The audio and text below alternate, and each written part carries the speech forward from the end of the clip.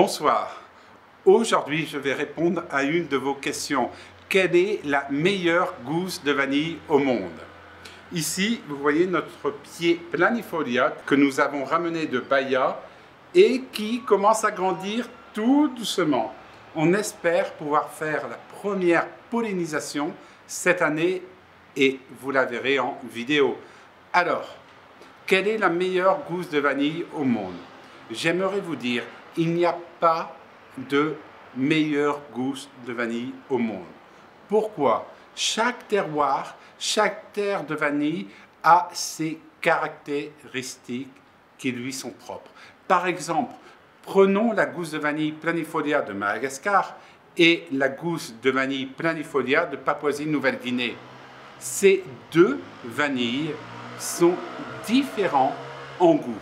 L'une va avoir une attaque cacaotée et l'autre va avoir une attaque épicée, un peu de cuir et un peu de caramel beurré. Mais ces deux vanilles vont avoir un nom instant de vanille intense. Continuons maintenant sur la vanille de Tahiti.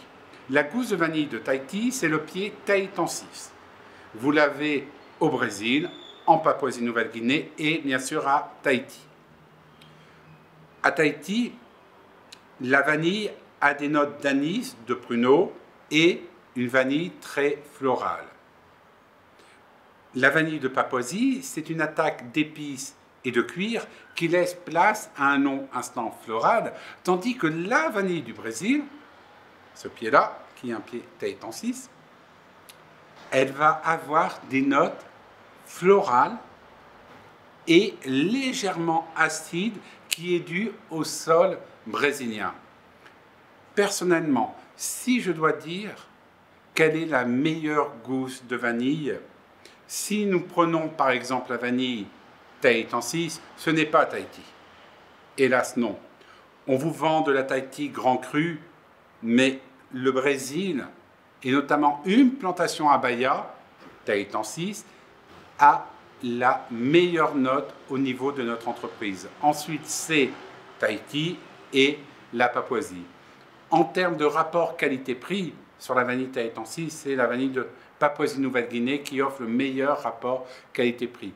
La grande différence entre la Papouasie et Tahiti, c'est tout simplement que l'une va être échaudée, la Papouasie, et à Tahiti, non, elle va être séchée 50% du temps sur le pied et 50% du temps dans la méthode traditionnelle. Allez, abonnez-vous au comptoir de Toamasina et venez vivre l'aventure de mon entreprise.